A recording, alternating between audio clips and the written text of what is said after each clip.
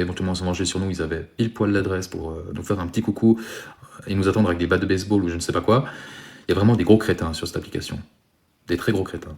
J'espère qu'on leur fasse la même chose. Moi, je fais pas le mal des autres, mais j'espère que lors de sa prochaine enquête paranormale, il y aura des gens, pas moi, d'accord, mais des gens qui seront sur le qui-vive, qui seront prêts et qui feront le nécessaire pour le dénoncer. Et je le souhaite fortement. Donc, n'hésitez pas, vous connaissez la personne si jamais, j'ai pas besoin de donner de nom, mais faites le nécessaire pour le dénoncer au cas où. Écoute, il veut chercher la merde, il n'y a aucun problème.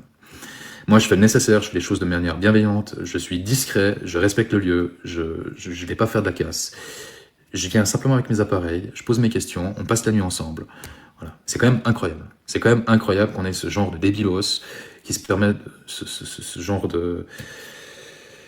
Ah, ça va tellement me monter fort en tension que je vais vite arrêter d'en parler. Mais sachez une chose, normalement, il y a des règles bien précises dans l'urbex et les enquêtes paranormales. On ne dévoile jamais un lieu. Donc j'espère qu'il sera défoncé par l'urbex international, ce mec. C'est jaloux, et lui, il fait 10 vues et toi 700 vues. Ouais, moi, ça monte à 1000, 1200, ça dépend. Ça dépend. Tu vois, l'algorithme TikTok, tu peux pas le gérer entièrement. Mais ce que je peux te dire, c'est qu'il y a souvent du monde sur ce live. Voilà. Puis tant mieux qu'il y ait 200, 700 personnes, 1000, 2000 personnes. C'est juste tant mieux. Ça fait plaisir. Ouais, mais voilà.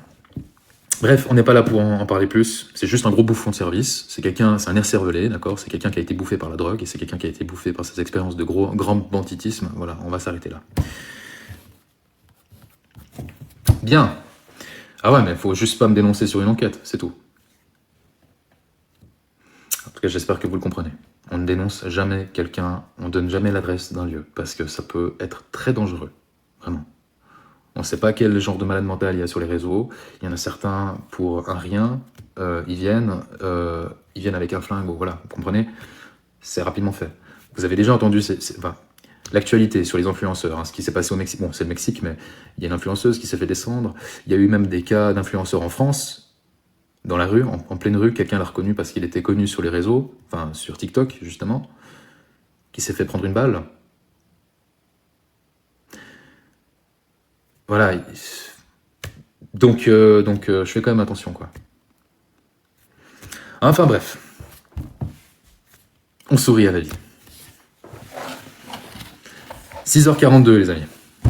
Est-ce qu'on a d'autres personnes qui souhaitent apporter un petit témoignage sur le paranormal?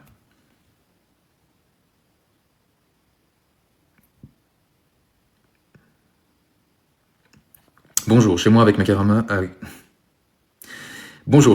caméra, j'ai des petites sphères qui se déplacent dans ma pièce principale. Des orbes, probablement. Mais c'est des choses qui arrivent. Hein. J'ai souvent des personnes qui montent en live et tout ça, puis ils nous montrent les images. Certains, c'est impressionnant parce qu'on a carrément une silhouette lumineuse qui apparaît de nulle part avant qu'elle reparte. Puis d'autres, on a des orbes. J'ai plein de vidéos avec des orbes aussi, si jamais, qui se passent chez moi. Enfin, pour ceux qui connaissent pas la page, je vous laisserai la découvrir dans la journée ou prochainement. Il y a plein de vidéos concernant les témoignages sur le paranormal et mes enquêtes paranormales. Plein de choses. Si vous n'êtes pas encore abonné, pensez à vous abonner. Non seulement TikTok, si ce n'est pas encore fait, mais aussi YouTube. Le lien YouTube, ainsi que le lien Instagram, mais surtout YouTube, est disponible dans la bio, d'accord? Dans la description de la page. C'est quoi exactement? C'est risqué? Non, il n'y a rien de méchant. S'il te plaît, qu'est-ce que c'est une orbe exactement? On peut dire de là qu'une orbe, c'est une boule d'énergie, d'accord? Qui peut être parfois légèrement lumineuse et tout ça, parfois apparente à l'œil nu, et parfois apparente que sur les écrans. Donc, faut te dire que c'est une boule d'énergie, avant tout. Puis de là, parfois, ça peut être aussi une entité. Ça peut signifier que tu as aussi des entités, tu as du passage chez toi. Voilà. Mais pour moi, c'est rien de méchant. En tout cas, rien vraiment qui peut te faire du mal comme ça. Par contre, si tu vois une ombre obscure, une ombre noire, défiler devant toi, là, c'est moins bon. Si tu as des odeurs de soufre, si tu as des odeurs de cadavres, de charogne, d'œufs pourris, c'est mauvais aussi. On peut poser la question, il y a d'autres. Hein. Si tu as des manifestations... après, c'est pas si tu as des manifestations physiques, poltergeist et tout ça chez toi, que c'est forcément mauvais. Ça peut aussi être une entité qui cherche à se montrer, d'accord? À montrer qu'il y a une présence. qui en peut plus, qui est peut-être dépassé par les événements, parce que ça fait trop longtemps qu'il est coincé ici. Tu vois, il pète les plombs. Ça peut aussi être ça. Donc, faut relativiser avec tout ça. C'est vrai, ça peut vraiment être... comment on appelle ça? Ça peut être... Ah, j'ai plus les mots, là. J'ai le cerveau grillé bientôt avec l'écran. J'ai plus les mots qui me viennent en tête. Hein. Ce sera gentiment l'heure de couper. Ça peut être impressionnant. Ça peut être impressionnant de voir de telles choses qui nous arrivent. Ben, comme ce qui s'est passé sur la dernière vidéo que j'ai postée, il y a un petit extrait, d'accord? Et ça, c'est le thriller qui sort pour ce soir. En gros, il y a une planche qui décolle, on ne sait pas d'où elle décolle. Allez voir la dernière vidéo. Puis, dites-moi ce que vous en pensez dans l'espace commentaire. Ok. Oui, mais de toute façon, on apprend tous les jours. Hein. On apprend tous les jours. Là, ça m'intéresse d'ailleurs de lui poser quand même la question, de savoir ce que ChatGPT pense. Comment définir si on a des entités de base astrale chez soi? On va poser la question. Comment savoir si on a des entités de base astrale chez soi? Est-ce que tu pourrais me donner plusieurs facteurs, ou en tout cas même plusieurs symptômes directement sur le corps humain? Peut-être s'il y en a. Certains disent que la présence d'entités ou d'énergie subtiles peut se manifester par une sensation de malaise inexplicable, des changements d'humeur soudains, une fatigue persistante ou encore des courants d'air froid sans raison apparente. Certaines personnes rapportent aussi entendre des bruits inexpliqués ou ressentir une présence. Évidemment, tout cela est à prendre avec du recul, mais ce sont des signes que certains considèrent comme des indicateurs possibles. D'accord, donc moi je te demande vraiment des indicateurs sur des entités négatives, hein, des entités de base astrale. Pour ce qui est des entités considérées comme négatives ou de basse astralité, certains signes souvent évoqués incluent des perturbations du sommeil, des cauchemars récurrents, une sensation de lourdeur ou d'oppression dans certaines pièces, des baisses d'énergie inexpliquées, voire une irritabilité ou des tensions inhabituelles entre les personnes qui vivent dans l'espace en question. Ce sont des ressentis que certaines personnes attribuent à cette subthématique.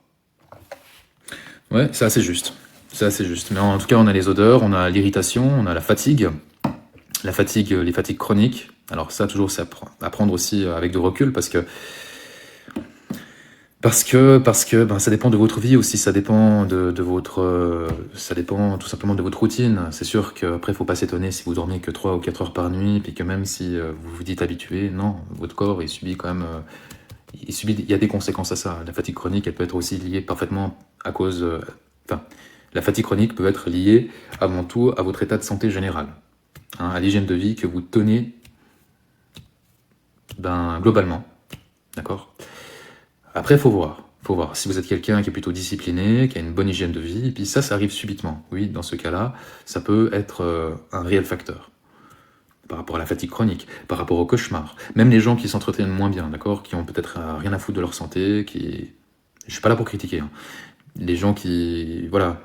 s'estiment qu'ils n'ont peut-être pas besoin de dormir 8 heures, parce que c'est vrai, pas tout le monde a besoin de 8 heures de sommeil, peut-être pas tout le monde a besoin de manger super bien, mais ils remarquent quand même une nette différence avec le temps, parce que tout d'un coup, subitement, il y a des cauchemars, peut-être qu'il y a une fatigue, justement, assez épuisante. On a l'irritabilité, il y a les disputes, il y a aussi la tension, d'accord? Comment expliquer? L'ambiance dans votre maison qui change, de manière fatidique, ça veut dire que lorsqu'il y a des gens qui viennent, que ce soit votre copine, je sais pas, vos amis, peu importe vos parents, il y a toujours du fight, d'accord? Dans les conversations, ça part très rapidement en éclats, c'est très électrique. Ça peut aussi être un signe. Enfin bref, il y en a plusieurs, sans parler encore des manifestations qu'il pourrait y avoir, mais les odeurs, c'est quand même assez parlant. Si vous avez des odeurs qui puent, alors que pourtant... ouais, c'est malodorant et tout ça, alors que vous avez fait la vaisselle, que vous avez nettoyé chez vous, et puis qu'il y a quelque chose qui sent fort, qui sent pas bon, ça, justement, c'est à revoir, c'est à remettre en question. Des signes, il y en a quelques-uns, voilà.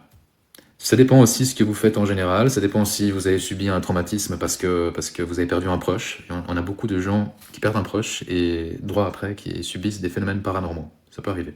Le traumatisme crée une brèche. Et de cette brèche, vous pouvez, parce que vous êtes sur un état triste, vous êtes sur une vibration assez basse, et vous laissez accès à certains types d'entités qui sont à cette même vibration. Okay, ça, il faut le savoir. Donc, Voilà, mais c'est pas facile à gérer parce que moi-même, je suis le premier à le dire, mais peut-être que si je vais connaître un décès prochain et tout ça, ça va me mettre dans un état automatiquement un peu plus bas, énergétiquement parlant. Et même moi qui sais m'en protéger, qui me protège, ça peut m'arriver, ça peut arriver à tout le monde. On parle des lieux aussi, des lieux qui ont connu des décès. Il faut savoir que ça va pas forcément amener le défunt en question, mais que cette souffrance, ça dépend de nouveau comment la personne elle est partie. S'il y a eu homicide, s'il y a eu peut-être un départ assez triste, bien imprévu, ça résume sur un lieu de, ça résume en gros de la souffrance. Et ben cette souffrance va aussi attirer des entités de base astrale, négatives. Et c'est pourquoi parfois on a des choses assez impressionnantes qui peuvent arriver du jour au lendemain, suite à un décès. Suite par exemple suite à un S, d'accord, S-U-I-C-I-D-E. Okay, suite à ça, on a déjà eu plein de témoignages. Une bonne femme qui a décroché son mari d'une corde, d'accord, et elle m'a dit clairement, du jour au lendemain, et je sais que c'était pas mon mari, il y avait des trucs mais ahurissants dans la pièce, dans toute la maison. Il y a eu des objets qui volaient. Il y a eu même une espèce d'entité, il y a eu une apparition fantomatique, mais qui n'avait rien à voir avec mon mari en question. Il y a eu des odeurs. Elle a amené un curé, ça n'a absolument rien changé. Je vais écouter, madame. On peut encore éventuellement compter sur un prêtre exorciste. Mais après, bon, j'ai pas eu de nouvelles de cette dame. Mais après, si rien n'y fait, il faudra peut-être penser à déménager. Ça, c'est aussi intéressant. Est-ce qu'il y a des personnes qui sont prêtes à apporter un témoignage là-dessus? Des personnes qui ont vécu dans un lieu chargé, dans un lieu éventuellement hanté, moi j'aime pas forcément utiliser ces mots-là, mais qui ont vécu en tout cas certains types de phénomènes. Ils ont tenté le tout pour le tout, ils ont amené des professionnels, peut-être des magnétiseurs, des chamans, des prêtres exorcistes, des curés, des pasteurs, des imams, des rakis, bref, rien n'a fonctionné. Et ils ont dû déménager. Est-ce que ça en concerne certains parmi vous? On serait surpris, hein. J'ose quand même poser la question, ce serait gentil d'y répondre. Est-ce qu'il y en a certains parmi vous qui ont dû déménager parce que c'était invivable dans leur maison? C'était plus possible de vivre avec ces choses-là. Alors il y en a certains qui dorment, sur les 763, mais sur ceux qui m'écoutent, est-ce qu'il y en a certains qui sont concernés? Ne serait-ce répondre juste un oui, je vais pas vous faire monter, vous inquiétez pas. Peut-être c'est ça votre... Oui? Non? Donc on a déjà une personne. Il y en a plus qu'on le croit. 2 personnes. Alors non, mais en revanche, ceux qui peuvent vous sortir de cela, c'est les occultistes. Pas que. Non, oui, non. On a 3 oui pour l'instant.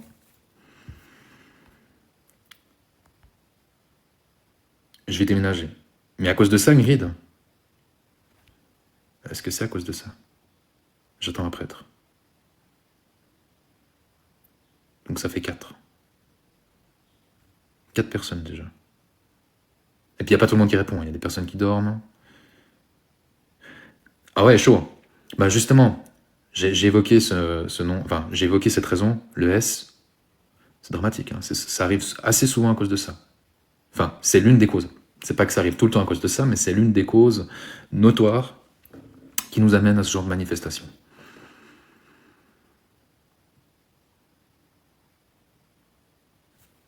C'est terrible en tout cas, ça. 5 personnes ont vécu ça. 6 personnes. Ça en fait déjà quelques-uns. Et des témoignages comme ça, on en a eu d'autres. Des personnes qui vivaient déjà des choses initialement, ils ont senti. Ils sont arrivés dans la maison, ils ont tout de suite senti qu'il y avait du froid. Mais la maison leur plaisait, et puis elle était pas chère. Donc faites bien attention avant. Ok, ça peut être très attractif, ça peut être très intéressant vu le prix que vous payez, mais parfois il y a une raison derrière ça. Il faut savoir qu'en France, par exemple, pas pour les achats, normalement pour les achats, lors d'une achat, enfin ça on y viendra après, mais pour les locatifs, les propriétaires ne sont pas dans l'obligation de vous dire s'il y a eu décès ou pas dans le lieu, d'accord? Dans l'appartement. Pour la France. Ensuite, moi qui suis suisse, donc je me suis quand même renseigné par rapport à ça, pour les achats, enfin pour acheter un bien, c'est à la 2e intention de vente, et pas avant, qu'ils sont obligés de vous le dire. Donc, S'ils arrivent bien à manipuler le truc et tout, ils arriveront à dissimuler le truc, à vous le vendre en fait, sans en parler. C'est à la deuxième intention d'achat d'un bien qu'ils sont obligés de vous dire s'il y a eu décès ou pas dans le lieu. Et moi je vous dis tout de suite, si ils vous disent oui et que ça n'a pas été nettoyé, vous sentez de surcroît qu'il y a du froid, ne choisissez pas ce lieu, vous aurez que des problèmes. Je ne vais pas aider les agents immobiliers, je ne vais pas aider les propriétaires en disant ça, mais c'est votre vie qui compte avant tout. Ça peut vous bousiller une vie, enfin vous bousiller, ça peut vraiment bien vous faire perdre du temps, quoi.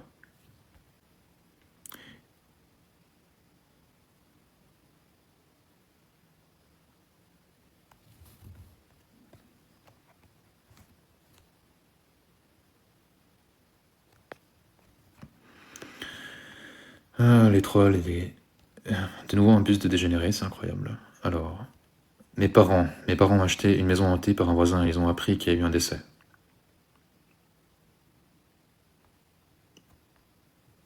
Et comment ça s'est passé? Si je te posais la question. Est-ce que depuis qu'ils ont appris le décès, il y a eu notamment plus de manifestations?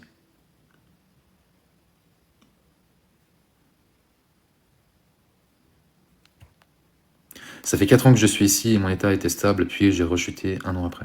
Ah ouais. Hop là. Oui, ça a changé, mais ils ont quitté la maison. Heureusement, j'ai envie de dire. Heureusement.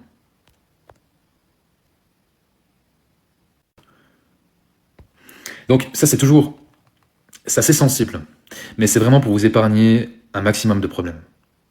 Ok? C'est pour vous. C'est vraiment pour vous que je le dis. Je suis pas censé le faire parce que ça va au détriment, je le rappelle encore une fois de plus, des proprios puis des agents immobiliers. Mais concernant les locatifs, malheureusement, vous pouvez rien faire. Ils vous diront jamais si oui ou non il y a des décès. Et puis comme je le rappelle une fois de plus, lorsqu'il y a un achat de biens, c'est seulement à la deuxième intention de vente qu'ils sont dans l'obligation de vous dire s'il y a eu un décès ou pas. Voilà. S'il y a eu un décès, et de surcroît que vous avez senti qu'il y a vraiment du froid, des présences de froid dans la pièce, n'acceptez pas. En tout cas, ce qui peut vous aider amplement à savoir s'il y a eu des choses qui sont passées, en tout cas s'il peut y avoir des manifestations dans un futur proche, c'est bien la différence de température. Même en journée, normalement, ça ne trompe pas. Un lieu qui est très chargé, on peut facilement avoir des sensations assez bizarres dans certaines pièces. D'autant plus pour les gens qui sont sensibles. Pas tout le monde est autant sensible, pas tout le monde va ressentir la moindre chair de poule au passage d'une entité ou à proximité d'une entité, mais dans certains lieux, ça ne trompe pas. Même les gens les moins conscients de ce genre de choses, ils verront qu'il y a quelque chose qui ne cloche pas. C'est votre instinct, en fait. C'est l'instinct animal, en vous, qui vous dit « Attends, il y a quelque chose de bizarre. En tout cas, je me sens pas bien. » Ça peut se manifester autrement. Oppression, sensation de mal-être, angoisse. Pour aucune raison, alors que vous n'êtes pas anxieux de base. Nausées, oui, aussi. Quand il y a des entités dans la maison, ils ont forcément vécu dans le lieu ou des entités. J'ai pas compris. Comme si tu traversais un cimetière la nuit. C'est comme si tu traversais un cimetière la nuit. Ouais, ça dépend après quel type de cimetière. J'en ai traversé des cimetières et franchement, je me sentais plutôt en sécurité par rapport à des lieux comme le sanatorium où j'y ai passé la nuit complète. Ouais, bon, là, c'est pas le même type d'entité qu'il y a. Sachant qu'il y a eu des règlements de compte, il y a eu beaucoup de choses assez bizarres.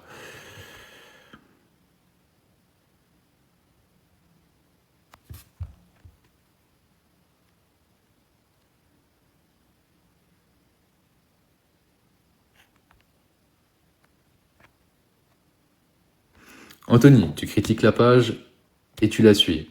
C'est quoi ton problème? Tu peux te barrer d'ici et puis tu peux enlever le suivi. Hein. Tu sais, je m'en cogne le coquillage. Mes sœurs et moi, dans la même pièce, la nuit, on voyait l'entité. Non mais il y a des gens... Elle est où la logique? Pourquoi tu me suis si tu me critiques? En tout cas, si ça m'était adressé, tu peux te dégager. Puis même, tu respectes pas les conditions de ce live, règlement, d'accord? C'est bienveillance, tolérance, cordialité. Bye bye. 7h01 les amis. Ça fait depuis hier soir 21h que je suis en live. Certes, il y a des manipulateurs, mais encore, faut savoir les discerner, tu vois. Et qui es-tu pour savoir si tu cernes ou pas des gens? On peut cerner, ça c'est naturel, on peut cerner ou pas cerner des gens, mais de là à oser dire si je suis manipulateur ou pas, je parle par expérience. Hein. Donc, on est sûr qu'après la mort, il y a une vie, on n'est jamais à 100% sûr, mais ce qui est sûr, c'est qu'il y a bel et bien des interactions avec ce monde invisible. Moi, au vu de tout ce que j'ai vu, c'est pas que je ne crois, c'est que je sais qu'il y a ce monde-là. On est tous dotés d'un ordinateur, on n'est pas tous dotés d'une connexion Internet. Certains, c'est inné, c'est là, c'est en place, ils le sentent, ils s'y connectent. Il faut le voir comme ça. Pour moi, le paranormal, le monde de l'invisible, il faut le voir comme ça. On est tous dotés d'un appareil, d'un ordinateur. Mais pas tout le monde a la connexion pour se connecter à Internet. Et ensuite, une fois que vous pouvez surfer sur Internet, vous avez le bon comme le moins bon, qui est donc l'astral, le haut astral et le bas astral. Comme le bas astral, le darknet, ce qu'on voit, enfin, du coup, ce qu'on voit moins, ce qui peut nous faire peur, ce qui peut nous induire en erreur. Et on a le haut qui est plutôt le bon, d'accord. Et on a le centre, le truc neutre, voilà.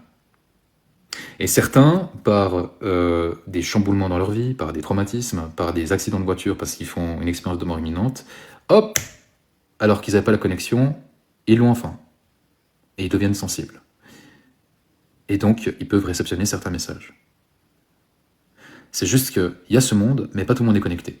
Pourtant, on a tous cet appareil qui permet de nous y connecter. Ça dépend aussi, de nouveau, de notre transgénérationnel. D'accord ? De où on remonte. Est-ce qu'on a eu des guérisseurs dans notre famille? Est-ce qu'on a des gens qui étaient déjà sensibles à ce genre de choses auparavant? C'est peut-être pas nos parents ni nos grands-parents. Ça remonte peut-être bien plus haut. Donc déjà de là, tu vois, c'est tout un bordel. C'est vraiment très compliqué. Et puis, il y a des gens, oui, moins sensibles. Il y a des gens qui auront presque... mais on a tous, au fond de nous, une petite sensibilité. Un petit truc. Qui est en tout cas l'instinct animal. Ça, on l'a tous. Et on sait, et ça on peut pas comment l'expliquer, hein, mais on sait quand même, en cas d'urgence, comment réagir, tu vois. C'est pourquoi je vais déménager, c'est le lieu où je perds toute mon énergie et des douleurs terribles. Ben, je te le souhaite, à ce que tu puisses déménager, que tout se passe bien. Je te souhaite aussi, ouais vraiment, à ce que tout se passe bien, parce qu'en général, quand on habite dans une maison avec plusieurs entités, parfois même de base astrale, ça peut nous compliquer la vie, hein, jusqu'à ce qu'on ait déménagé de chez nous. Ça peut nous entraver et nous empêcher de déménager. Oui, tout à fait, Sarah. Il faut le vivre pour y croire. Et moi, j'étais le premier, j'étais vraiment un grand sceptique de base. Mais j'ai toujours ce côté très rationnel. S'il m'arrive quelque chose, je vais toujours penser dans ma tête, ok, est-ce que c'est la canalisation qui a fait ça? Est-ce que c'est un effondrement parce qu'on est en urbex, enfin parce qu'on est en enquête paranormale, parce que c'est un sol, un plafond qui s'est effondré, bref. Est-ce que c'est éventuellement quelqu'un qui s'est infiltré dans le lieu pour me faire peur? Je vais réagir toujours comme ça, toujours et encore. Je vais pas fabuler, je vais pas tout de suite penser... ok, c'est une entité. D'abord, je me remets en question, j'ai ce côté très terre à terre. Mais parfois, on peut pas l'expliquer.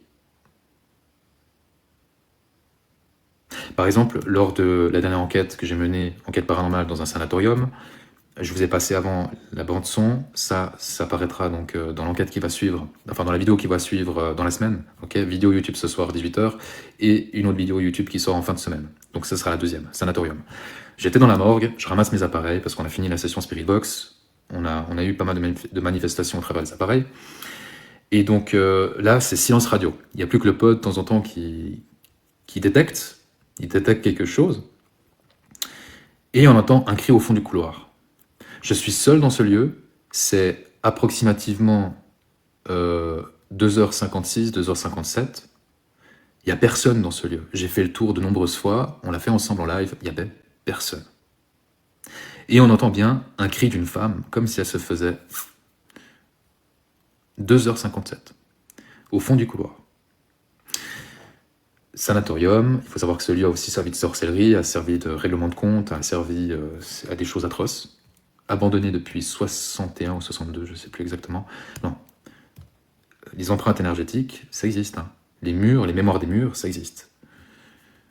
As-tu une idée de leur activité quotidienne? C'est quoi leur énergie? Leur énergie sont la plus impactante. Enfin, le pic d'énergie, les concernant, c'est approximativement 3 heures. Vraiment 3 heures le matin, c'est pas des conneries, c'est pas un mythe. Et c'est ce que j'ai aussi pu comment dire, expérimenter. Et 3 heures, c'est vraiment le pic, c'est là où notre monde est le plus proche avec le leur. Et c'est là aussi où ces entités ont le plus de force, ont le plus d'énergie pour se manifester, pour apporter des messages, pour se montrer. Mais ça commence déjà aux environs de minuit.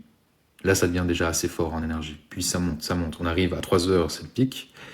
Et on peut avoir davantage de manifestations jusqu'aux environs de 5 heures, 5 heures et demie, ça dépend. Ça dépend si on est en été, en hiver, ça dépend le soleil. Voilà. Moi, je sais que, par exemple, au sanatorium, j'ai eu des manifestations jusqu'à peu près 5h30 le matin. Puis après, ça s'est vraiment calmé, puis je me suis dit, bon, ok, on voit que ça diminue encore, ça diminue, il y a encore un peu quelques manifestations. Même 2 jours après un lieu comme ça, vous pouvez très bien avoir des interactions avec des appareils en plein jour. C'est tellement concentré en énergie que, bien sûr, mais j'ai vraiment profité du soir pour y être, afin de montrer que c'est là où c'est le plus à même à réagir. Ça monte au coucher de soleil, pique. Ouais, bien sûr, dès le coucher du soleil. Après, tout dépend du lieu. Tout dépend du lieu. Mais là où ça monte vraiment, j'ai envie de te dire, en oppression, lorsque tu es dans un espace fermé, mais même en forêt, la fameuse forêt où j'ai mené quelques enquêtes, c'est vraiment, je sais pas pourquoi la forêt là-bas, c'est à partir de minuit et demi. Minuit et demi, d'un coup, ça monte en tension et tu sens une certaine oppression. Alors que je pense que c'était déjà chargé d'avance, mais vraiment minuit et demi, hop, il y a comme un déclic. Et le sanatorium, ouais, c'était déjà pesant quand j'y suis rentré. C'est encore différent. Bien, est-ce qu'on a des personnes qui souhaitent encore apporter un témoignage? 7h09, j'y crois pas. C'est passé tellement vite. En même temps, on a eu l'occasion de parler de plein de choses, on a eu plein d'échanges. On a pu aussi découvrir ensemble, pour ceux qui ne me connaissaient pas. J'ai mis plein d'appareils à disposition, Spiritbox, Ovilus, Pod, K2. Et puis ça a bien réagi ce soir. On a eu des choses chouettes. J'ai même pendu une ceinture en espérant pouvoir éventuellement voir si elle tombe à ma demande. Elle n'est pas tombée, mais elle a bougé.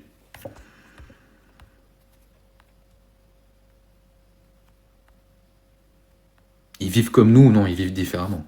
Et puis je pourrais pas te dire exactement comment ils vivent. Mais ce qui est sûr, c'est qu'il y a des gentils, il y a des méchants. Et puis que si t'étais con ici sur Terre, tu seras pas moins con de l'autre côté.